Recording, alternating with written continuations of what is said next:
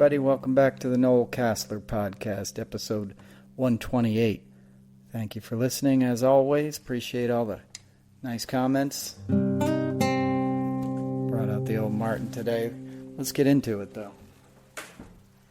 I want to talk about love, okay? I want to talk about the lack of love that we're seeing in this country right now for our fellow human beings. People are blindly going along with a dictator, with the worst human being that this country has ever put in a position of power. And he's as bad as anybody we've ever seen in the annals of history that have caused all kinds of grief. And not only that, he's ignorant. He's just dumb. And that's part of his appeal, right? Because he makes people feel better about their own ignorance. He waves a flag and says a bunch of racist shit, and people are like, sounds good, brother. Because they're dumb, and they don't know what they're missing out on. That's the thing about the American dream, is that, it's bullshit for most people. If you're not connected, if you're not well educated, if you're not white, if you weren't born into privilege, it's really hard to work your way up. But there's a middle level where you can have a badge or a uniform, you can do service, you can, I don't mean doing like save a service. I mean, you can join the service, you can have power over somebody else, and you can join a political party that's going to look down on somebody else and keep them down. And you can believe in bullshit, pablum, patriotism, xenophobia, my country wrong or right, America's the greatest country on earth, all this kind of bullshit that I've been watching kids and adults swallow my whole life. People getting a hard-on for the 4th of July don't even know what this country's about. They haven't done their homework, and now they're being led by a guy who doesn't even understand the 20th century. If you listen to his speech or whatever the fuck that was today in the Oval Office, that's a guy who doesn't even understand the basic history of World War II. And to say we won it basically all by ourselves is one of the most ignorant, insulting things anybody could say. We are without a doubt, contributed a lot of heroism, whatever. I can't even fucking talk. I get so mad about this stuff, We obviously, sacrificed a lot to win that war, but we got into it way late. Canada was there way before us, and we did not do it alone. And to say we did is annoying at best, and it's criminal at worst, because the reason we weren't there quicker was because of dudes like Donald Trump back in the 30s, isolationists, these fellow kind of ignorant Americans were like, it's not my problem. We spilled enough blood in World War I. We don't need any more of that shit. Hitler doesn't seem so bad to me. Henry Ford was going over there cutting deals with him. A lot of people thought it sounded just right. The same kind of people that are coming out for Trump right now. And that's no coincidence, right? Because it's always existed in America. There's always been this myth about who we are that doesn't stack up against reality. And often that myth was created by wealthy people, by plantation owners, by industrialists, by people who knew if they could get the indentured servants to resent, the enslaved people, the people of brown and black skin, or Asians, anybody they could look down on and tell this one group, hey, you're better than those guys, so don't look over here, look at them, they're your problem. That's the same thing Trump is doing today. But now it's the global south, it's Mexicans and Latin Americans. And we're torturing people. And half of these fucking dumb fuckers who voted for him are still riding around like it's no problem at all. They're looking forward to the military parade. They're looking forward to the 4th of July. They're not paying attention that David Perdue, just got appointed ambassador to China. Google him. Besides being a senator from Georgia, the dude was the head of the Dollar General. He was the head of a textile company in North Carolina. He spent a lot of time in Southeast Asia, even though he pretended to not know how to pronounce Kamala Harris's name back in 2020, and he also said he lost his Senate seat because they were tampering with the election. Complete scumbag, but from that class I'm talking about. He's cousins with Sonny Perdue, Purdue chicken. He's a wealthy white guy from the South who knows how to talk to shit kickers and rubes and appeal to their ignorance and their racism while he's making bank. And those are Trump's people, Duke University types, like that's still there, and that class of Americans is being emboldened and fertilized in a way we haven't seen in a century. And the people who voted for him are going to be the first ones to pay a price, because he doesn't give a fuck about these people. He's gutting your health care. He's gutting your educational systems. He's going to destroy your infrastructure, and your only job is going to be working as a prison guard or a cop or something. You're going to be protecting the wealthy class, and you're going to be punishing the people that you should be considering your brothers and sisters. And that never ends well. And that's happening because there's a lack of love and empathy. We're teaching young men to be assholes. They sit around and listen to Joe Rogan and all these idiots on the manosphere. They sit around watching YouTube getting all misogynistic. That's not what being a man is. You should respect women. They're your equal. They're your superior in many ways. I'd rather work for a woman than a man any day of the week. And as a matter of fact, in my career, I had the choice to do that. And I was in the talent departments in TV because it was mostly run by women.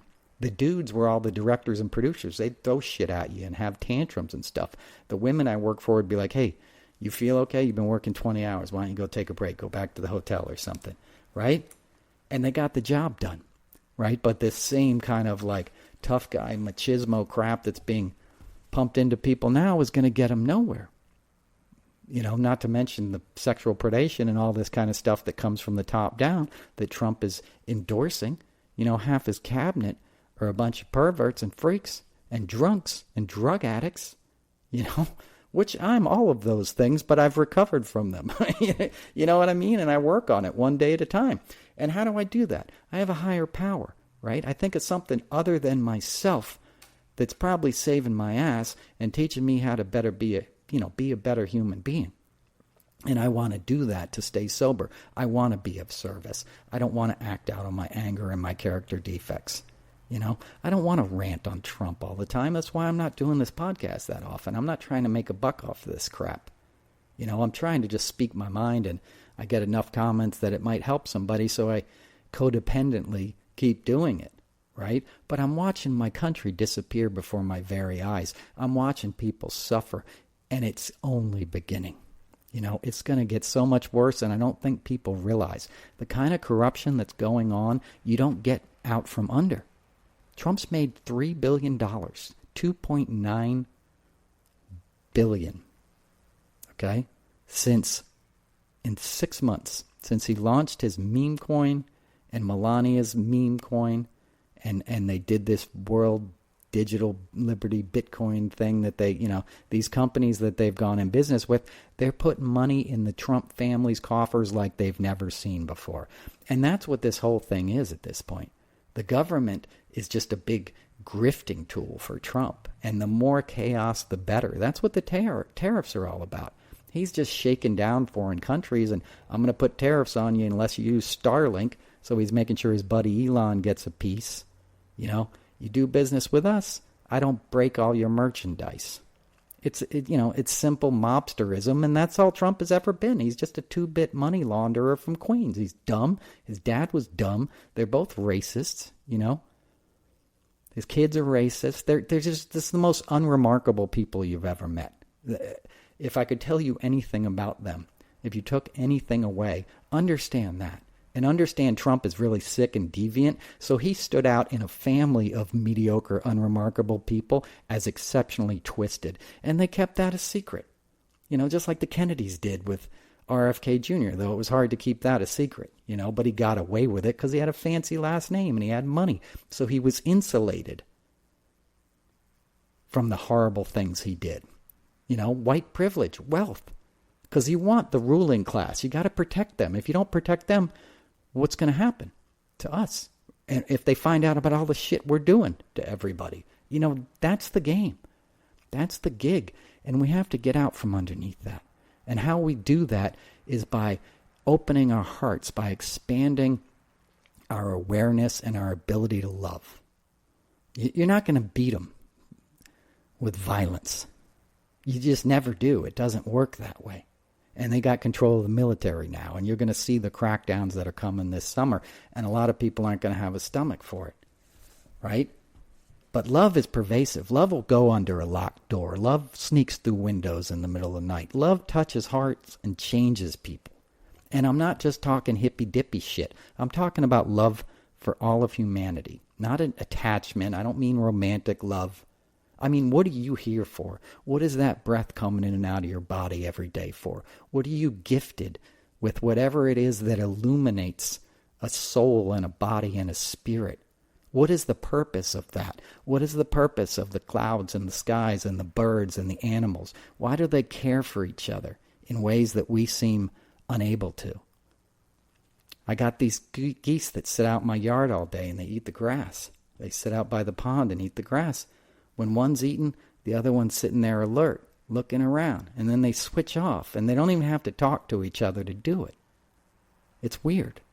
You know, I put out bird seed, a bird finds it, it starts singing and telling the other birds, hey, dude, come get something to eat. Humans, you know, we hoard that. We try to keep hey, I don't want the blackbirds coming over here. I'm scared of them. It's insane. Just think of racism alone.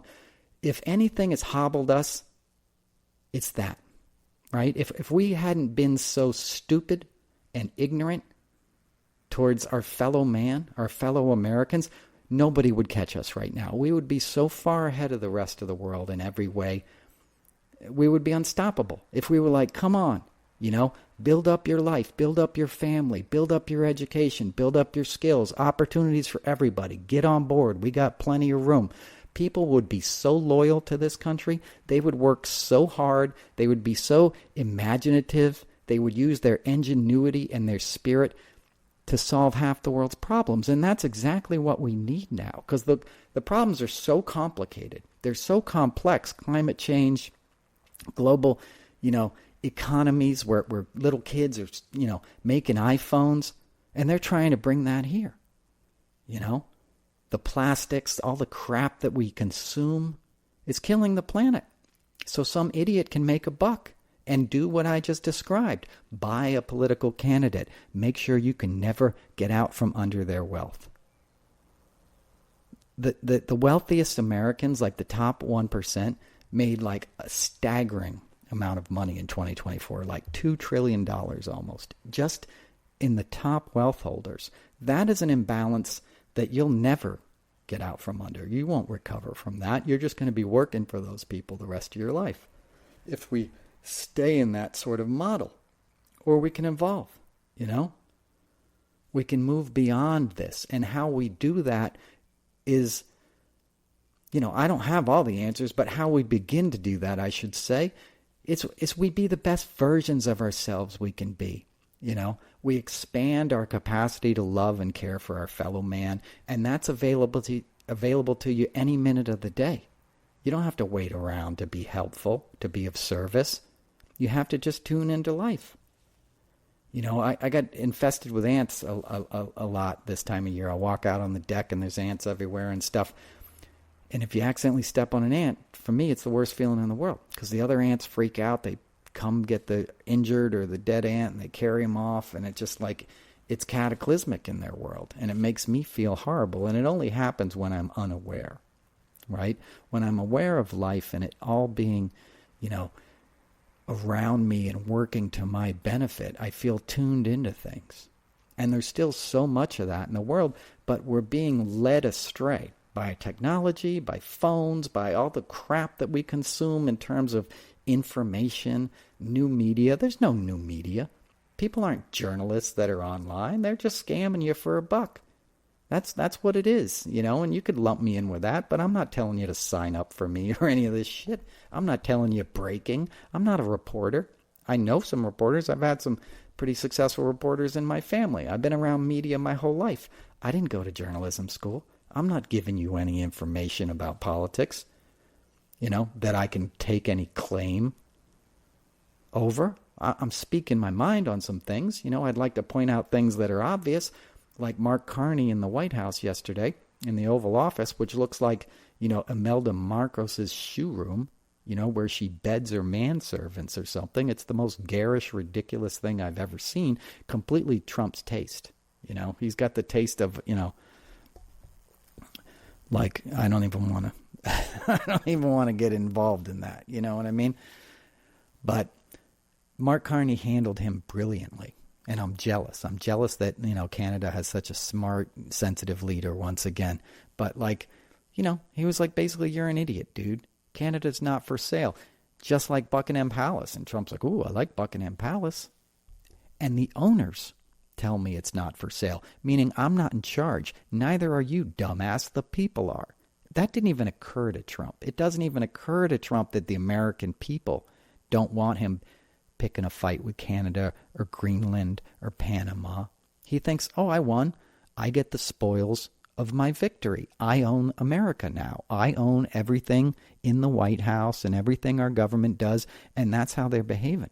They're robbing you blind, brothers and sisters, robbing you blind.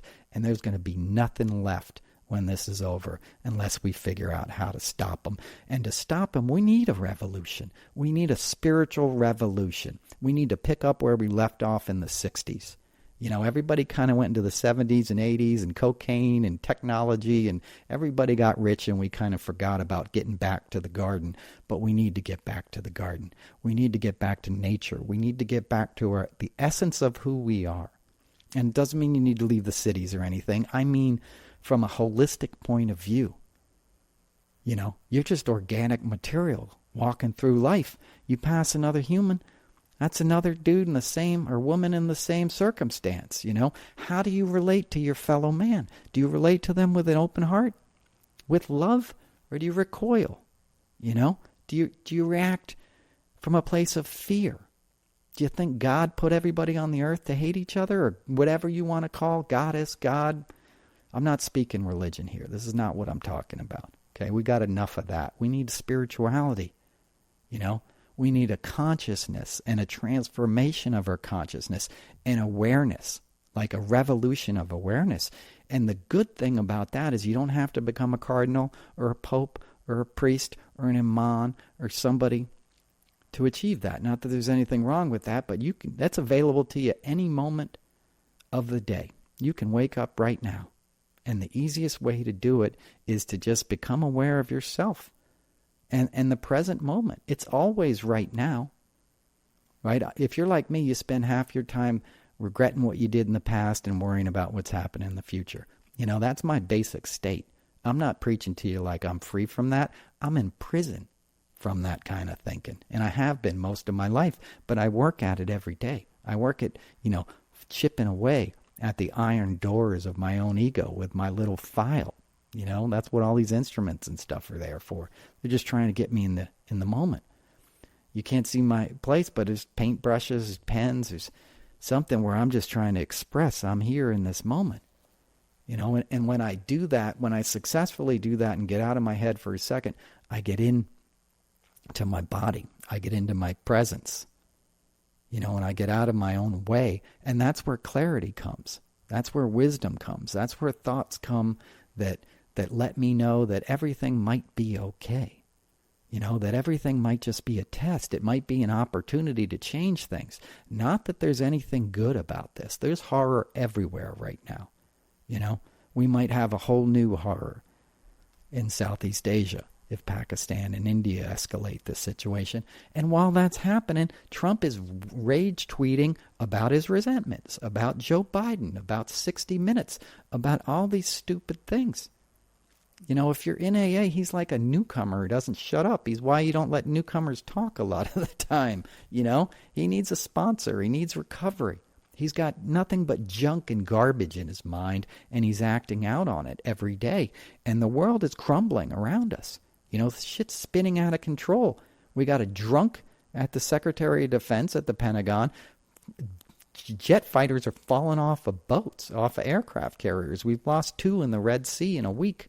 Boats, planes just falling off the side of the damn ship because there's so much incompetence. How do we have incompetence in the American military? Because they're attacking DEI. They're attacking wokeism instead of focusing on the weaknesses we need to address. We should have the greatest, most skilled armed forces in the world. And for the most parts, we probably do. But they're getting those people to hate their fellow soldiers, because the branding ideology is homophobia, is bigotry, is racism. because you're being led by these white guys who tattoo some Latin shit on their forearms and think they're warriors for Christ. What the hell is that? The reason we were great is because we had a separation of church and state. You could come here and do whatever you wanted to do and love whoever you wanted to love and worship whoever you wanted to worship, as long as you obeyed the common rules, the rules of the road. Don't hurt your fellow man. Don't cheat. Don't lie. Don't steal. And all those rules are being thrown out for industry, for big business. A lot of what I think about in this era is like, I try to focus on the little things a lot of the time that a lot of people aren't trying to talk about necessarily, at least when I'm in my own head and on Substack, Noel's Notes. But like the kind of corruption that's happening that's really going to damage us is not the sexy stuff. It's not the stuff that's grabbing the headlines. That's just Trump being an idiot. He wants to walk in the store, flop on the ground, pretend to have a seizure while his boys go around the counter and empty out the cash register. That's always been Trump's MO. He knows he's an idiot. He knows his hair looks stupid. He knows you're going to laugh at him. He doesn't care as long as you're talking about him. That's all he needs, right? But the weasels around him know how to fill their pockets, and that's what's happening now. And what I fear is the things that are going to happen as a result of the EPA being dismantled and an idiot like Lee Zeldin running it. Those are the things that you're not going to hear about now, and the problems that are going to stem from them aren't going to show up for 5 or 10 years. Trump will be dead and gone when someone's kid starts getting cancer, and you'll say, well, what happened? Why were they dumping arsenic in the river? Well, because there was no more rules. It was America first. It was big business. That's all that mattered. And people cheer this on. That's the worst part, the most obscene part, is that he gets people to cheer their own destruction because he's been able to bifurcate the American dream. It's us versus them. It's red versus blue. That's not how it's supposed to be, because that's an illusion, because we're all in this together. The right hand is fighting the left in any circumstance, right?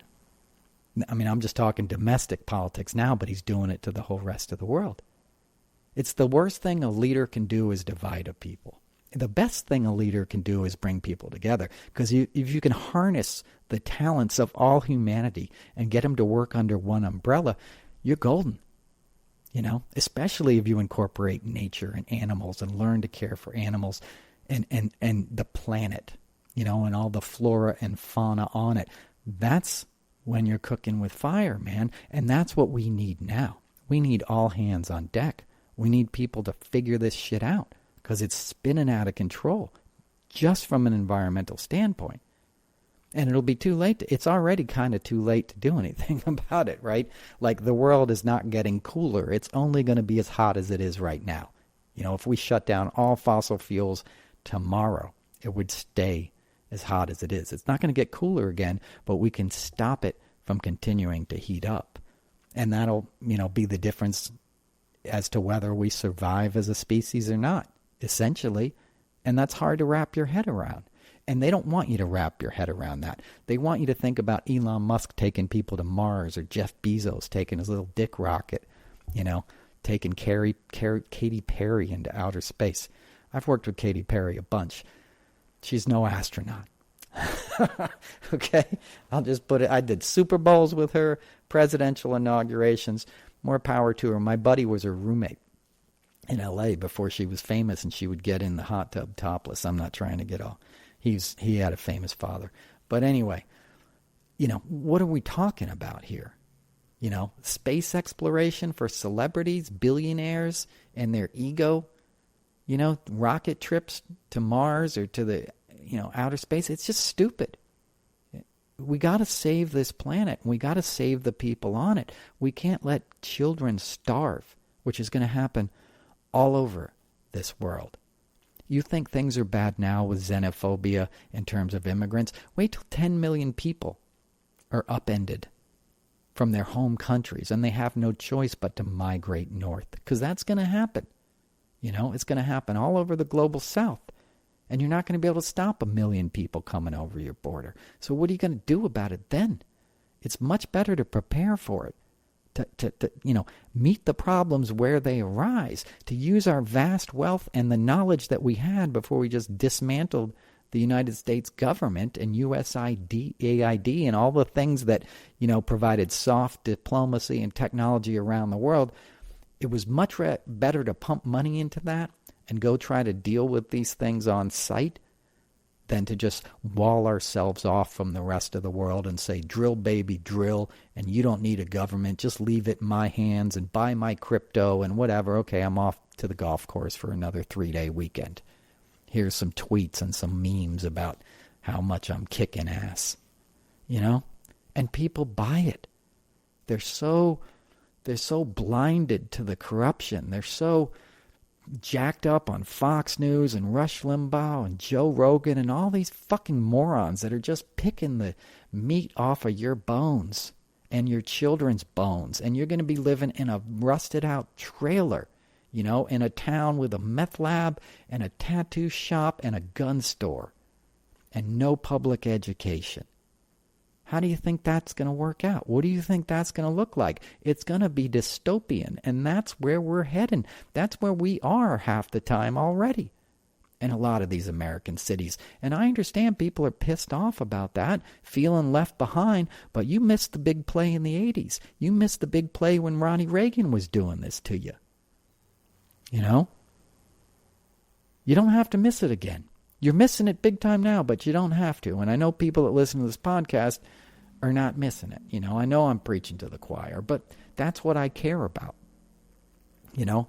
I care about an awareness of what we are really up against. And it's a cultural phenomena. It's a lack of cultural sophistication and education. To have these people, these Trump voters, turn on immigrants. Most of these guys work with their hands. Most of the Trump voters I know ride around in pickup trucks and work on a job site. And they're the union guy who gets to operate the backhoe, right, who digs the big ditch. But then all the other laborers come in and do the real hard work, the nuts and bolts of it. And those are often immigrants. And you're getting a good deal out of that situation because they always work their ass off. You always underpay them. They're obviously much more skilled than your average American workers in a lot of cases. Because a lot of Americans are entitled. They want to be above that, and that's fine. That's how it's supposed to be. You rise up. But, these guys are experts, and you're dissing them. You're punishing them for coming here and working hard. Work in a restaurant sometime and let me know who makes that run, where you're going to get your best line cooks from, You can't talk to Anthony Bourdain anymore, who was my neighbor in New York, in Carnegie Hill. I never got to meet him. I love the guy ever since Kitchen Confidential came out. And if you've read that wonderful book, he's got a whole chapter about how this one town in Mexico had the best line cooks he'd ever met. And he just couldn't believe the skill level. So he traveled to this town to meet these people. And he would basically import them to come work in restaurants. It's that way with horses. I live in a horse town. Ask anybody, ask a billionaire. There's a few of them in my town who have all these stables. Go look at who's taking care of those horses. And I'm not talking shoveling shit out of a barn. People do that too, but I'm talking skilled, skilled like equestrians. That's who's taking care of the thoroughbreds. You watched the Kentucky Derby last weekend? Where are all the jockeys from, right? From Argentina. They're from Venezuela. They're from Mexico. They're from all these places that you're punishing. Why are you punishing people that are just as capable, just as intelligent, just as hardworking, and oftentimes better educated than we are? Why are we punishing them? Think about it if you're a MAGA guy. Think about what did somebody like that ever do to you? Did they ever do anything to you? Or did you hear about something on Fox News that some smarmy frat bro told you about to get fear into your heart, There's crime all over the place. There's a lot of crime, because of poverty, because of a lack of education, because of addiction, because of all the things you inherited from your idiot votes and from not learning that you need to take care of people, that social services and, Social Security and food stamps, and public assistance and all these things are good things. These are not bad things. In a proper society, you take care of people. If you don't take care of people, you don't have a society. You have a mafia state. And that's what we're going to be. It's going to be like Russia. And half the people won't even know they live in a dictatorship. It'll be 2 states. There's a guy who was a German. I can't think of his name. There was an op-ed in the New York Times that talked about it last week. Haeckel? I think it's Haeckel, right? He was a German guy, and he talked about the sort of 2 Germanys that existed, and like there was people blind to the horrors that were happening that didn't really understand they were living under a dictator with Hitler. And it's going to be the same way with Trump. There's going to be guys like, I don't know what you're talking about. MAGA's great. He's kicking ass. I keep hearing he's kicking ass. We're having a bigger fireworks display this year than last year. I got an extra bumper sticker on my car. It's all good. No, it's not all good. You're just being fed propaganda while your rights are being stripped from you. And when you figure it out, it's going to be too late. And you're going to be so scared. You're going to be so shaken with fear because you've had it so easy for so long, whether you think you do or not. You did have it good, Now you're going to see what hard times are really like. Go talk to your buddies in Russia if you think Putin's okay or he's really not that bad because you heard about it on Tucker Carlson. Go see how they're living. People still have outhouses in Russia. Okay, if you're not a friend of Putin, you're fucked. And it's going to be the same way in this country with Trump.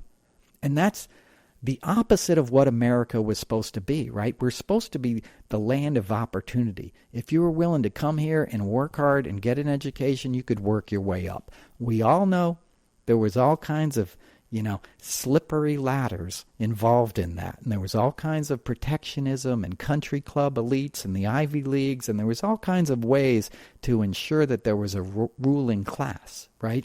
But there was a bare minimum basic level of a life that you could probably achieve in America, where even the poor people had it better than most. That's all going to change. You voted that away if you voted for Donald Trump. And you're about to, really feel the results of that. The tariffs are kicking in this summer. It's going to be a long, hot summer. You're not going to have products on the shelf. And we're not given to being altruistic when stuff hits the fan. Many of us are, but a lot of Americans aren't. We saw that in COVID. People were hoarding toilet paper. They weren't looking out for their fellow man. They were looking out for themselves. Got to get mine. That attitude doesn't serve you. You have to expand your heart, your capacity to love. You have to tune into a higher purpose for being here. Otherwise, what's the point? To get a couple cars, a big house, buy some fucking shoes, torture a bunch of animals you don't even think about, living in a factory farm so you can have cheap cheeseburgers and stuff, so you can eat poison. This is not a vegan rant. I'm just saying, people consume crap because it's the lowest common denominator and you're not paying attention to it. You're being exploited, and you've been exploited forever, especially for the better part of a century.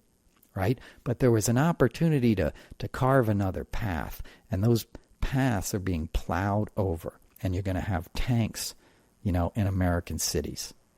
The little military parade that Trump has planned for his birthday, the estimates I've heard can go up to $100 million for that. I don't believe that it'll be that high. But I went to one, and whatever it is, it's too much money, is my point. I don't have the actual fact of how much it's going to cost, but say it costs somewhere between $10 and $100 million.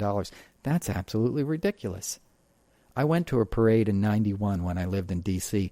It was led by Norman Schwarzkopf, Stormin' Norman. It had 8,000 troops and tanks and all this kind of stuff, and it was the end of the Gulf War, the first one. It was a big victory celebration, and it was bullshit, and it was stupid, and Bush won or lost the next year.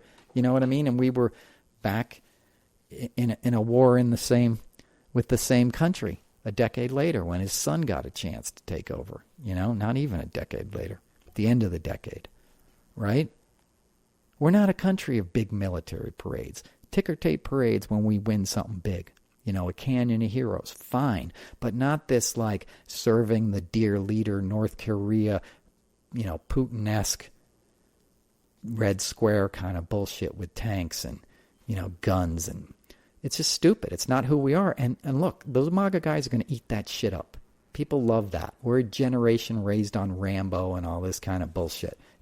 You're not going to get that kind of taste out of like the American people's mouths, and that's fine. I'm not trying to turn everybody into hippy-dippy bullshit, but you don't want those tanks turned on you. You don't want those weapons turned on you. And Trump tried to do it in his first term. When there was unrest in 2020, he wanted to shoot protesters in Lafayette Park across the street from the White House. That should have been the end of his presidency right there. When he was hiding in a bunker from his own fellow Americans, from college students who were sick of the abuses that anybody with a brain knows law enforcement has perpetrated on black and minority Americans forever, since the beginning of time. I mean, it was the first job of cops, was to beat up slaves, enslaved people, right? They were hired to crack heads in New York City and stuff. Like that's, there's some good cops, there's some smart cops, and there's a lot of really racist cops. And as an institution, they all come together when something bad happens. The thin blue line or whatever you want to call it, that attitude has metastasized in America to the point that it's really dangerous to be out on the streets or driving a car if you look suspicious to a cop and you're a young black man or an older black man or a black woman. And it's disgusting. It's disgusting. And I've seen it my whole life, and it makes me sick to my stomach. And I've known a lot of cops. I've had friends become cops. All the ones I've known are kind of racist. I've known some have grown out of it when they saw the real deal, but it ain't pretty. And people know that, and they were waking up to it, right? And it wasn't just, African Americans marching this time. It was everybody. Black Lives Matter. And it freaked Trump out, because what it really was an assault on the attitude that he perpetuates, right? That white guys and cops and badges and flags are what you need to honor and respect. And it doesn't matter what somebody did, because it was one of the others that they did it to. So why are you even outraged? Why are you even complaining? That's what he wanted to shoot in Lafayette Park that day. He wanted to kill the germ of love that was sprouting in people, right?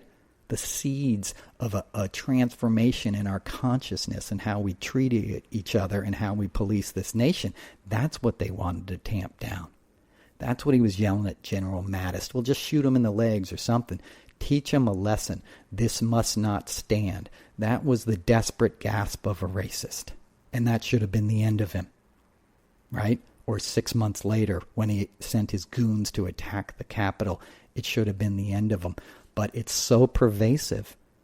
It's so generational. It's so handed down. And it's so much a part of the firmament and the societal makeup of suburban white America that it didn't wash out. It'll take generations to wash that stink out. And they want to flip the script. They brought it back. They don't want any DEI. That's why they're back, right? They're attacking institutions. They're attacking law firms.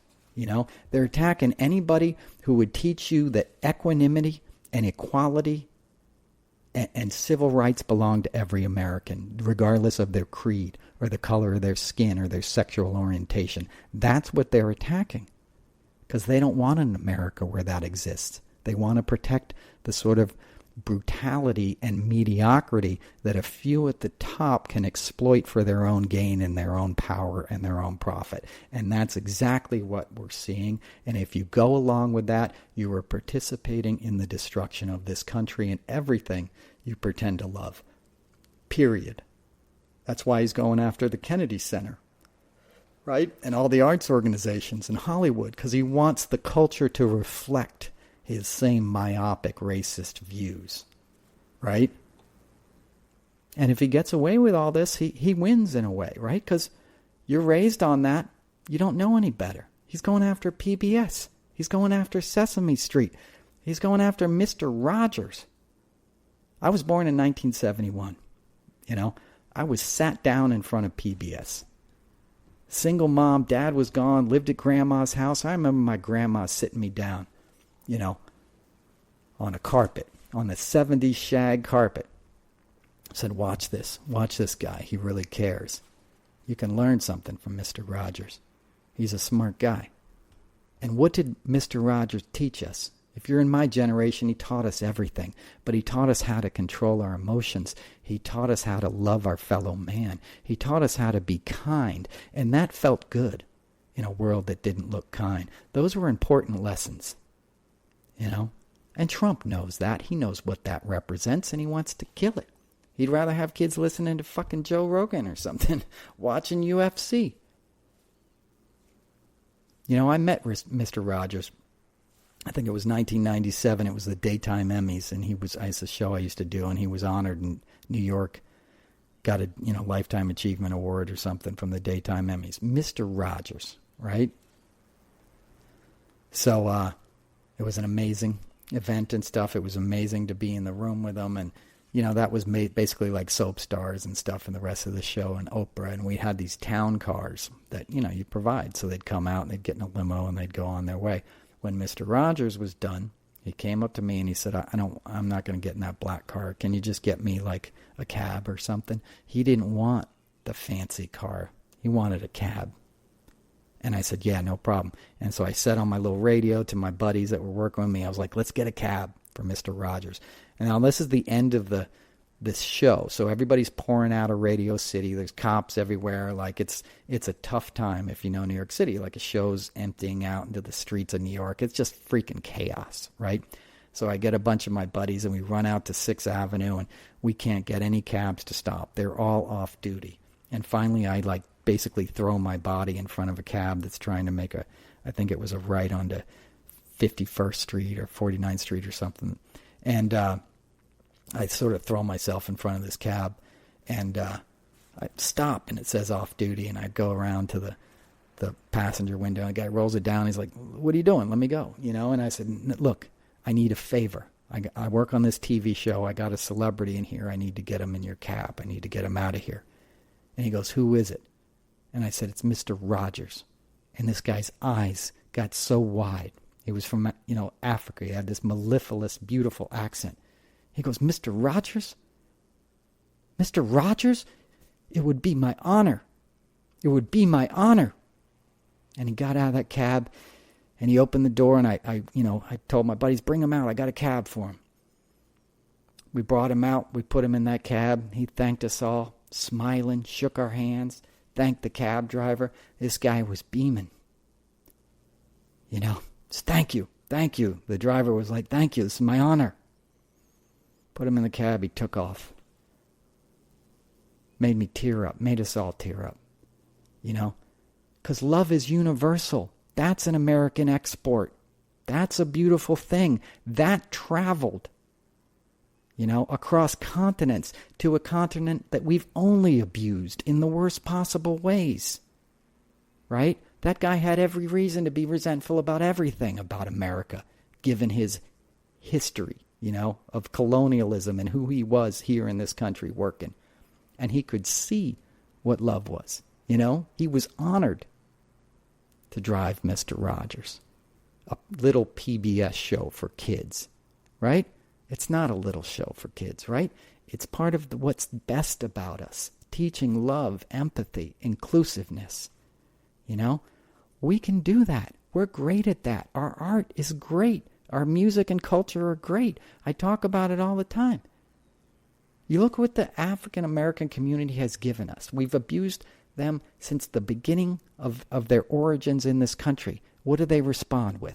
Jazz, literature, science, art, athletic achievement, academic achievement, hard work. Not everybody needs to be some big famous guy. You can't all be like Louis Armstrong or Michael Jordan. Hard-working, backbone of this country, same as you and me. Why are you hating on him? Why are you legislating against him? Why aren't you saying thank you? I'm sorry we made it so hard for you. Let's make that better right now. And let's not make the same mistake again to another group of people. But that's exactly what we're doing. And this time we're doing it without Mr. Rogers, right? Without empathy, without plays, without August Wilson playing at the Kennedy Center. His plays. I saw Fences on Broadway when I was in high school. James Earl Jones came out, changed my life, brother. I went to drama school 4 years later, or whatever, however many years later. Couldn't believe it. Couldn't believe the power that one man could project onto an audience, and the beauty and poetry of a play that was going to teach me about the struggles of somebody who didn't look like me.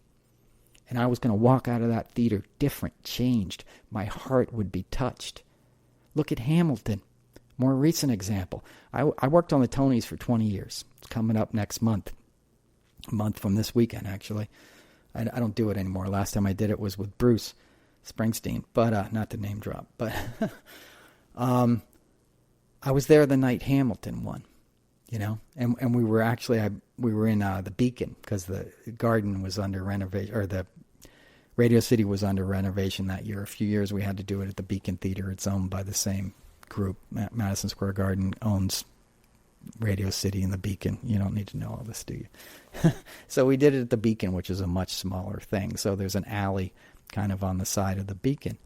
And we didn't have a big backstage area. And when they were winning every award they were up for, obviously, and when they'd come out in the hallway and people would start crying, these performers,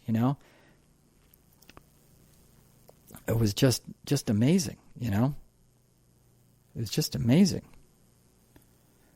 And, the guy who wrote the thing worked on Tony's with us before. He was sitting in our production office writing stuff.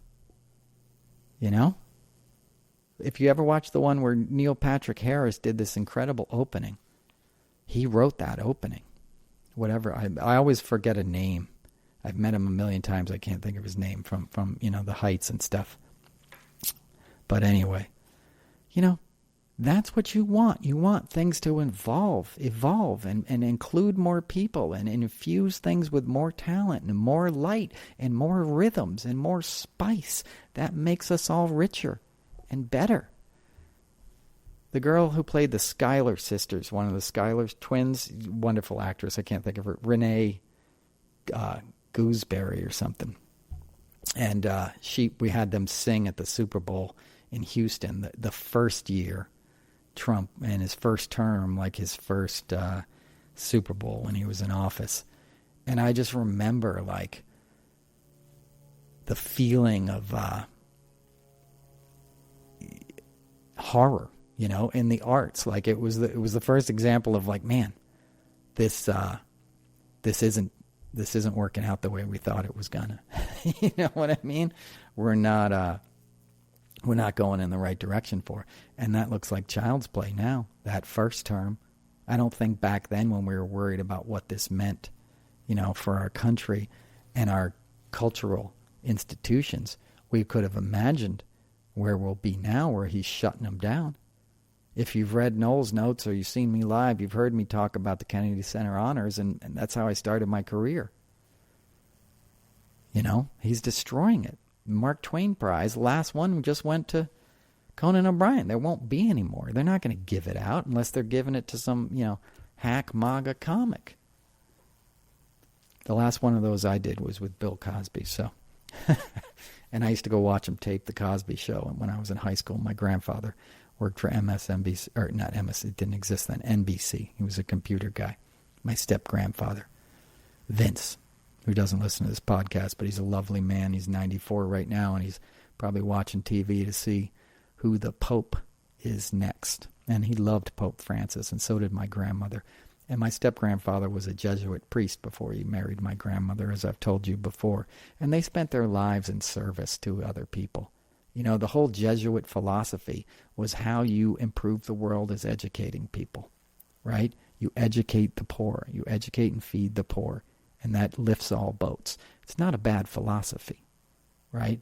It's certainly not something you want to turn your back on.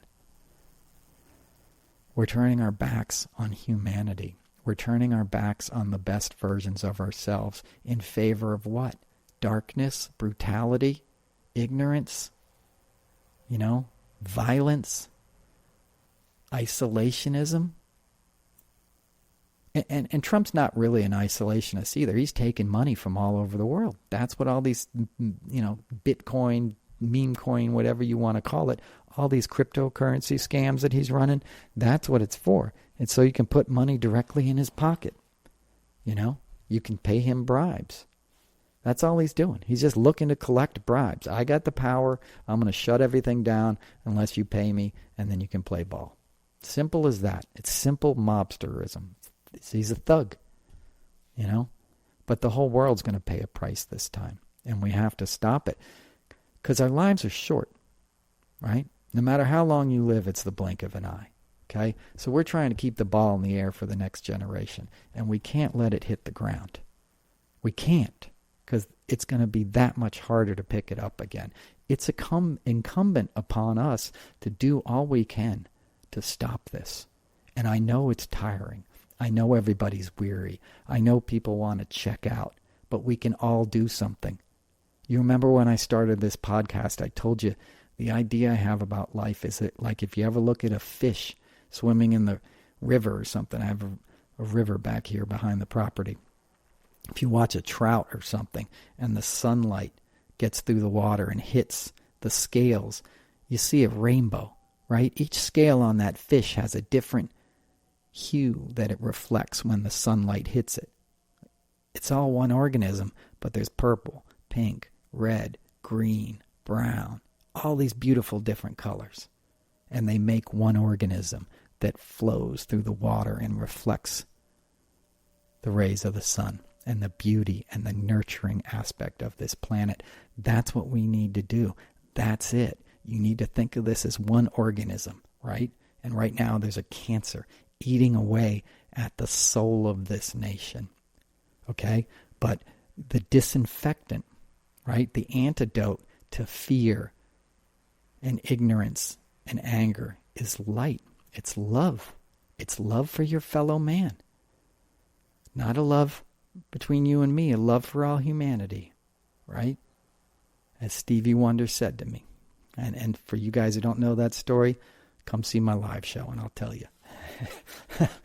But, you know, that's it, man. That's the deal. That's the gig. You're here to love. And I don't mean you got to run and fix all the world's problems and love everybody. You got to start with yourself. You got to clean house. You got to get rid of the things that are getting in your way, that are cutting you off from the sunlight of the Spirit. You know, because they want you to not do that. They want you to be consumed by the anger and to check out, you know, and just let them be in charge. Don't do that. We have to look at everything as an opportunity, and we have to understand we're given a strength. You know, when we need the strength, it will be there for us. And anything that makes you feel good, music, art, painting, color, cooking, gardening, listening to birds, petting your cat, playing with your dog, you know, watching your TV shows, whatever it is that helps you tune up your spirit, do it. Tune up, man, because we're a symphony, you know, and we need every chair filled to play this next part of the score, okay? And we need a conductor who understands the tempo and the rhythm and how to get people to work together and play in concert with each other. I use that analogy a lot of a symphony because it's one of the most beautiful things humans do. The amount of skill and the amount of like working together and the amount of listening to each other and getting out of your own way that is involved in a piece of classical music, you know, being performed with a full symphony, it's mind-blowing. Every time I see it, I can't even believe people can do this. I can't believe people ever developed enough skills, you know, to do that. And there's a reason for that. It's a metaphor for life, and it makes you feel better. You know, you put a couple dancers in front of it doing some ballet, and I'm gone, right? And all that is being cut, right? All that kind of arts education and funding is being cut. It's not minor. It doesn't not matter. It matters more than you think because you really need the arts. You really do. As you know, if you listen to this podcast, it's been a theme of mine the whole time. This is why. This is what I was worried about. This is what I was talking about because in the people I know who've fallen for the Trumpism, they're the least exposed to that. They've had the least amount of exposure to the performing arts, to literature, to theater, And most of that shit's been dumbed down so much that when they are exposed to it, it's just a jukebox musical or some kind of dumb shit. It's not something that challenges you. You need some stuff that challenges you. You want art and books and literature and music that makes you think. You don't want just background music. You want something that'll, change you on a molecular level in a way and give you the strength for the road ahead, give you some wisdom. Because half of that shit is coming from a higher place. Ask anybody who really creates something great. They're going to tell you. It came from beyond them. Talk to Paul McCartney. He's like, man, I just showed up at the piano and Let It Be came out. He was thinking about his mom, or he had a dream. You get out of your own way. You're a conduit. You have to show up and do it. You have to be ready for inspiration to strike. I'm not taking the craftsman out of the equation, but the best of it is coming from a universal place beyond us. And you all know what I'm talking about because when you feel it. If you're a deadhead or whatever, you've been at a great show, that's because the audience is involved in it. Or a great sporting event or something. Something happens where the overall energy sort of becomes one. It shifts and you all become pointed towards the same goal. It's like that fish reflecting the rainbow. That's what you want. You want to work in concert. You want to realize you're not alone, that you're loved and supported in this world, And there's going to be some safeguards to make sure you don't suffer too much. And they're all being ripped away. Healthcare, pediatric cancer. I mean, the things that they're doing are just, mind-boggling, right? But it's up to us to change it. We can't turn our backs on it. We have to accept it. We're here now. We got to figure out how to get out of it. We do that with each other. We do that by tuning in to each other, by helping each other, by being patient with each other, by being loving to each other, And not, I don't want to say when they go low, we go high, right? That's a cliche, right? But we can't give in to the anger and the darkness too much, and we can't let people sort of rage farm us, and we can't get addicted to the daily outrages, because that's what Trump wants. He just wants you to talk about the latest dumbass thing he said and not pay attention to what his boys are doing in the back, right? Anyway. That's probably enough out of me today. I'll put a link to Noel's notes for anybody that's watching this. If you want to subscribe, it's free. All my content is available free, but the people who do the paid prescriptions make all of this possible.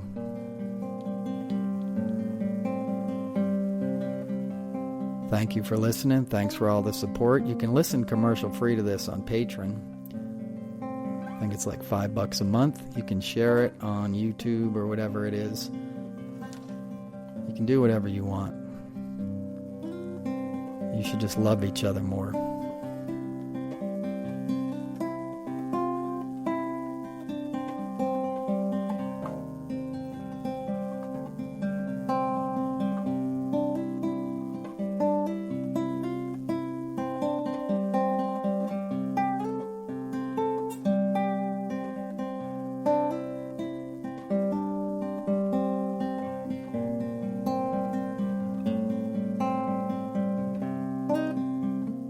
I'd like to give a special thanks to everybody who's listened to this podcast through the years and from the beginning. I know it's kind of a quirky one. It's a little sloppy. That's kind of how I am. I like a sloppy track, as they were saying at the Kentucky Derby last week.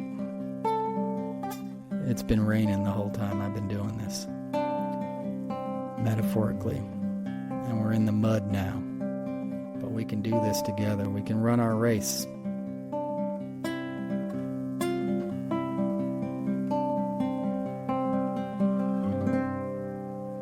Thank you for listening. Until next time. Peace.